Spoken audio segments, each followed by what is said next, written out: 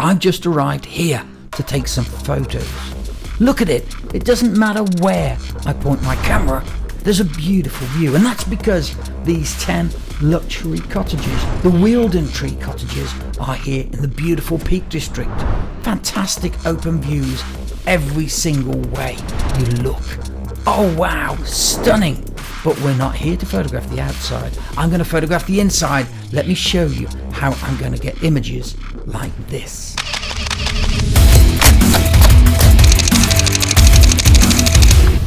The first room has got that lovely stone wall on the right, but no window. The windows are on this side. Lots of light coming in. Over there, look. We have got these lovely lights giving a really warm, sort of cozy feel on the right-hand side. So how are we going to do this? We've got natural light coming in here and here. And we've got no light coming in from this side, and we've got some tungsten from the ceiling. So I'm going to go HDR. I'm not going to go flash. I think it'll kill it. I think it'll make it look very clinical. But most of all, I want it to look big, because it is big. And look at those beams. Look at the lighting on the right, the nice dining area. And we've balanced all the light out. It's a lovely light. And you know, people will say, oh, well, you've bleached out outside. I don't mind that in interior shots. Now, this room is very different. It's a lovely little cozy space, slightly smaller than the other one. Nice rustic kitchen on this side here. Let's have a look in the corner and back. We've got the staircase there. We've got that lovely stone wall. Look, the light coming in on the right. If I leave the door open there, that'll throw a nice light across that kind of slate floor. Let's have a look at a picture. Oh yes, and now I can see myself there with my feet up and a film on the TV and a glass of wine in my hand. I'm getting carried away here.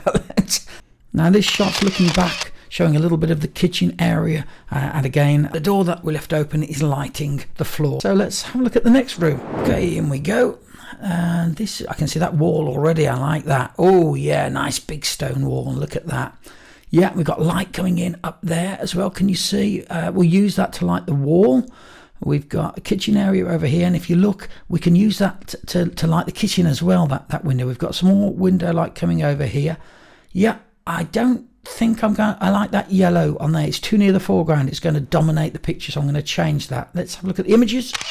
Bang! Yeah, we've put that white one on there. That looks a lot nicer, and we've balanced out with the tungsten lights, look, and we've used the natural light to light the wall, and HDR as 3-stop HDR has made this picture really pop, and I like that. You can just see the beams coming in. Now I'm using a Nikon D810 on these images and a 17-35mm 2.8 lens. When I say HDR, I'm using the camera's inbuilt HDR, so that gives me up to 3 stops each way. So I've got 6 stops difference, so it's taking 1 3 stops underexposed, 1 exposed, and 1 3 stops overexposed, and it's marrying them together in camera. Now you could do this in post-production in Photoshop, but I'm choosing to do it in camera. I like the Nikon system. Notice the sanitary layer is not pure white because it would make the bathroom too cold. I left it slightly warm. Now into one of the bedrooms, I've left this shot because I wanted to show you, look, that little shaft of light, that's a closed blind, and I can see there's light coming in from this side. There's a skylight up there. I'm going to open the blind and go to the right hand side of the room, and it'll make a big difference. Wow, look at that. That is such a different shot, isn't it? And I've put a little light, LED light down here just to put a reflection on that wooden door, look. And with it's just so light and bright with all the light coming in through that skylight. The mirror, the light from the door. I've balanced tungsten look, and notice I haven't gone to a complete tungsten balance to make the tungsten white, because then these sunlight shafts would be really blue and it would be cold and it just wouldn't be at all inviting. Getting the colour balance right is absolutely essential, I think, with interior photography. You want that nice warm tone, not over the top yellow, just a little warm tone that makes you think, yeah, I want to be in that room. Let's go on to the next cottage. Boy, that's a nice room. I love those beams. Is this some sort of barn conversion or something? I'm not sure, but that looks spectacular. But there is something I want to show you. Have a look at this. And this is from eye height. This is where I'm standing looking at the room. Now look at the same picture a little bit lower. You see, I've just gone down once on the tripod legs, and that's a huge difference. Suddenly I can see all the beams. Those flowers have come up into that dead space in the middle, and the room just looks bigger. It's an amazing difference, that literally 12 inches can make, and getting the angle right is essential for the room. And so experiment with your camera angles. And this next image is a really good example of that, because this is very different to that last image. This is a wheelchair access room. Lots of space, look, for a wheelchair user to go round the room, round the bed, and I needed to show that. So not a low angle on this one, a high angle. I want to show the floor space because it's really, really important to this image, and for the people that are going to be viewing this image, that's what they want to see. It's vital. Now, as you can see, the window's bleached out, and I don't normally mind that, but there's a beautiful view behind. So look what I'm going to do. Boom.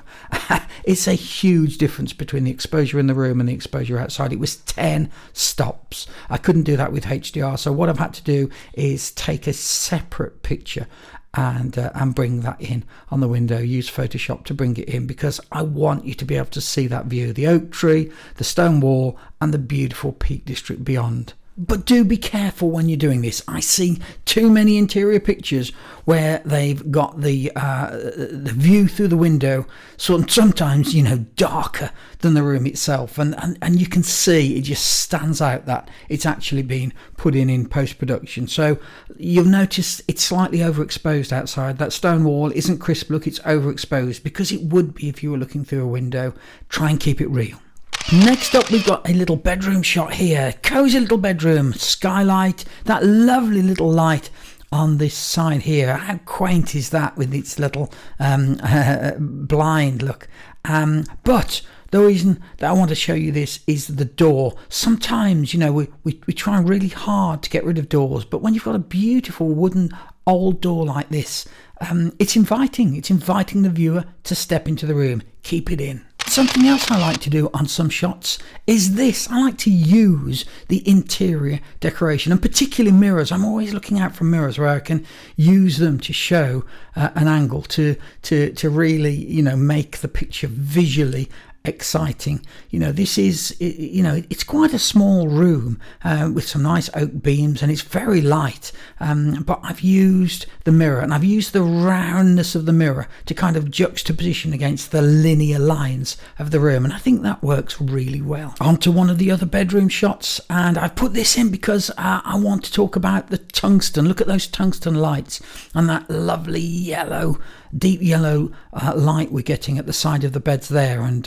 a little bit coming down from above. And I think a lot of people would take this and try and concentrate on getting the outside exposure through that window, but it's not about the outside, is it? It's about the room. It's about how lovely and warm and inviting it is, and we've balanced those white bed sheets, a little bit of warmth to them, and I think the colour balance on this picture is just there, bang on.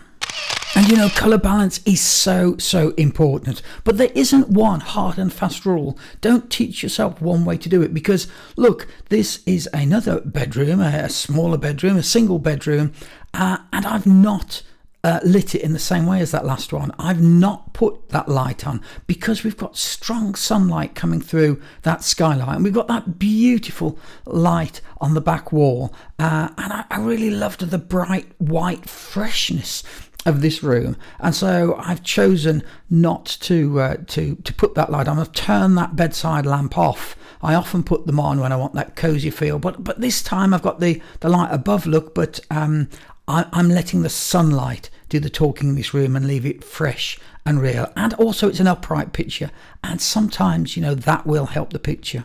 And I hope if there's one thing you can see on some of these pictures, it's that there isn't one hard and fast rule. You can't just stick to it. This is a kind of halfway house between those last two rooms. I have chosen to put the lights on. I am getting that rich, cozy tungsten light. I love that little quirky window like we saw in that other bedroom, look, with its own little Roman blind there. But we've got that big skylight bursting lots of natural light down onto these white sheets. We've balanced for the white sheets here, and I've put those tungsten lights on to give us some nice warm feelings. And I like the black and white image on that right hand wall. I think that's really helped, and it balances. Without that, you know, it would be really difficult to put that skylight in, but with the black and white image the other side, it balances the picture, and works really well for me. And just to prove a point that every room isn't exactly the same, look what we've done on this room. We don't have so much natural light coming in.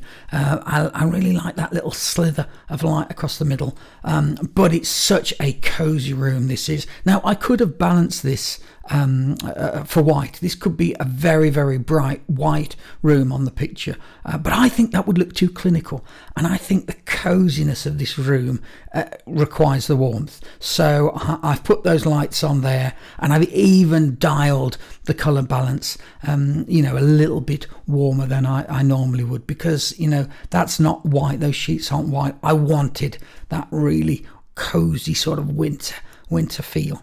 I really like that. So I suppose the message is every room is different every single time. I mean, look at this one. We've got that lovely warm tungsten on the left hand side. We've got a mixed lighting here, but a mixed bag because we've got that sunlight coming. I've put the blind halfway down so it doesn't overpower the room up there, and I've also put a little LED down here on the floor, shining up so that the side of this bed wasn't in shadow. So all sorts of lighting going on here, but they're all sort of balanced and brought together. I guess the lights are our ingredients, and that's what photography is, isn't it? About understanding and using light. And that just doesn't mean intensity, it means colour temperature too. And that's a really, really big part of interior photography, marrying those colour temperatures together so they don't fight, but they complement each other.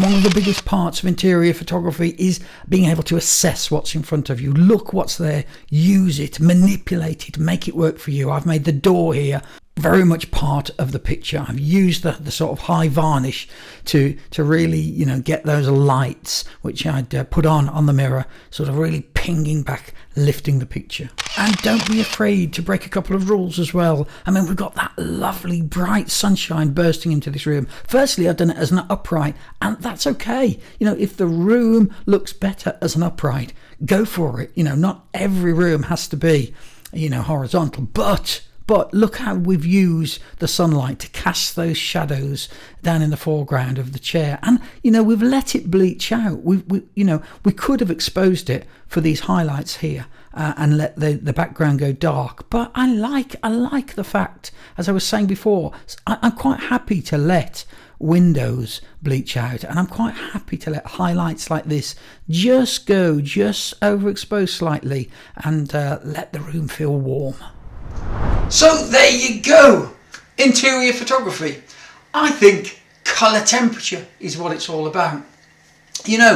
Not trying to get absolutely everything the same. I think people spend a lot of time trying to make everything the same. It's okay to have some mixed colour temperatures. It's how you mix them. It's all about identifying them in the first place. Know where that blue sunlight's coming in. Know where your warm tungsten lights are, or your white balanced LEDs. Know where they are and know how to bring them all into the picture. Get the colour balance right and the picture looks right. And don't just rely on flash. Flash can look great. It's brilliant at filling shadows in, but it can also look quite clinical. Now, if you're doing a doctor's surgery, a dentist, a hospital, something, with a clinical look, a kitchen even, absolutely great. Flash will literally fill in every space, every little shadow. It will make the highlights pop. But that's not necessarily what you might want if you're looking for a cosy weekend in the Peak District. Oh, and by the way, if you are looking for a cosy weekend in the Peak District, I'll put a link to Wilden Tree just here right now.